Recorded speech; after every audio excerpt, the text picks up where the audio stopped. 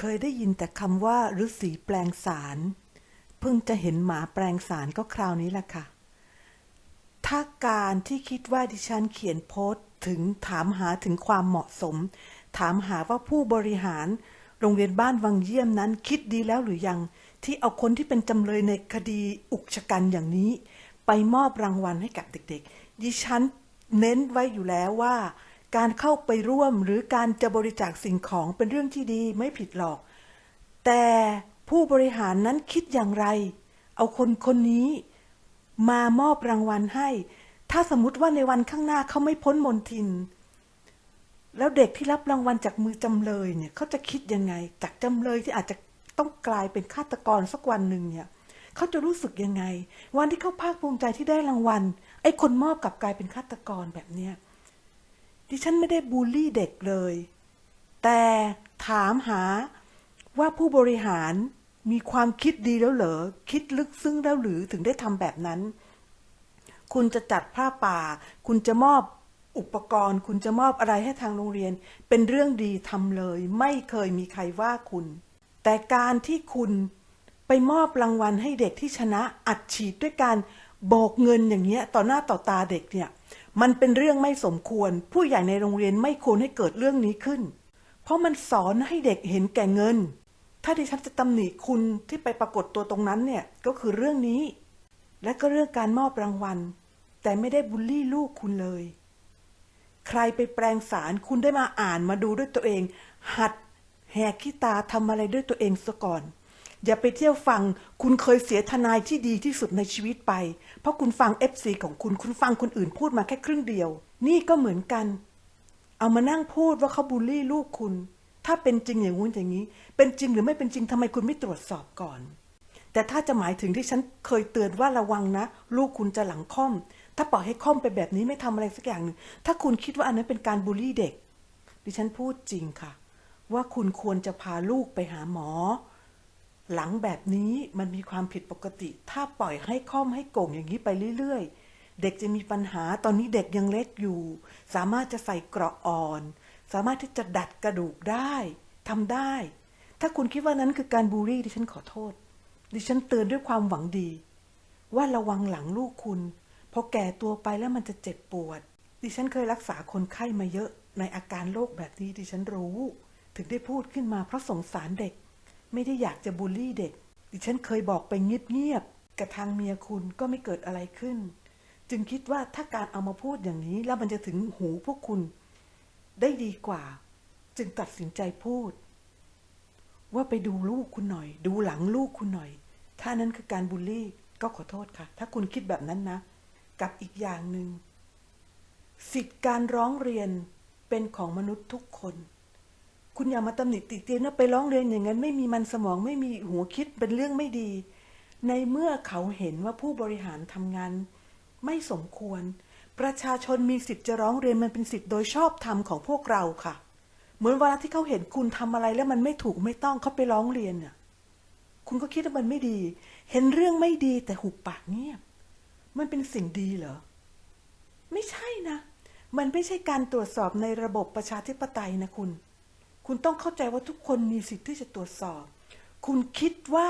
พ่อแม่ผู้ปกครองของเด็กคนอื่นๆในโรงเรียนทุกคนน่ะเขาจะเป็น FC คุณเหรอเขาจะดีใจเหรอที่ลูกรับรางวัลจากมือจำเลยคนหนึ่ง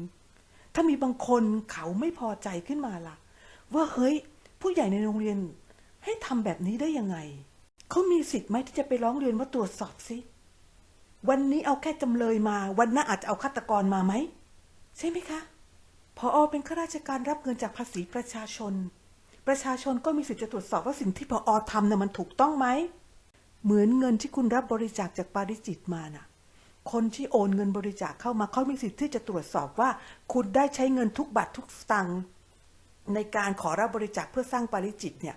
ถูกต้องหรือเปล่าคุณได้เอาเงินนั้นไปซื้อที่ดินในนามชื่อเมียคุณหรือเปล่าเขามีสิทธิ์ที่จะร้องเรียนตรวจสอบแล้วเมื่อไหร่มีคนคนนั้นผุดขึ้นมาแล้วก็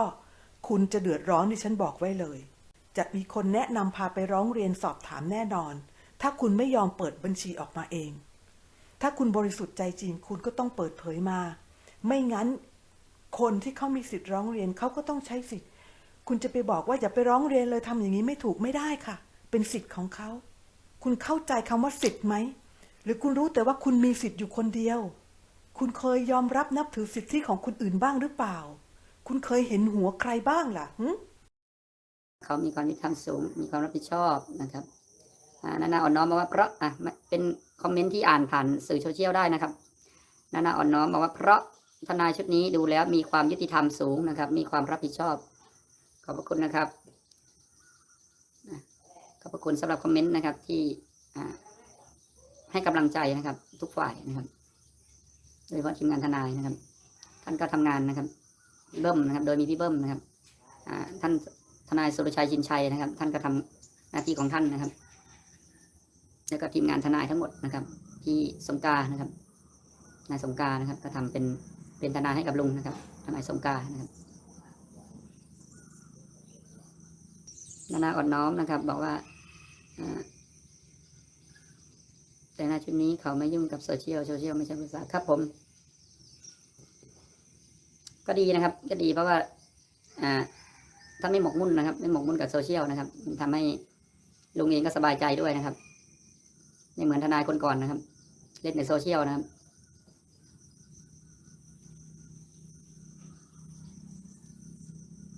อันนี้คงต้องถามละค่ะไอ้ทนายคนก่อนที่เล่นจากโซเชียลเนี่ยคุณหมายถึงใคร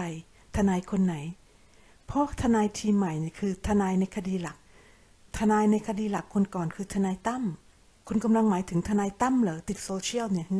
หรือคุณหมายถึงทนายที่ทำคดีให้คุณแพ้ไปแล้ว3-4 คดีนั่นน่ะคุณหมายถึงคนไหนแต่ไม่ว่าคุณจะหมายถึงคนไหนนะถ้าทนายคนนั้นเขาสวมหมวก2 ใบหมวกทนายกับหมวกยูทูบเบอร์เขามีสิทธิ์ไหมที่จะเล่นโซเชียล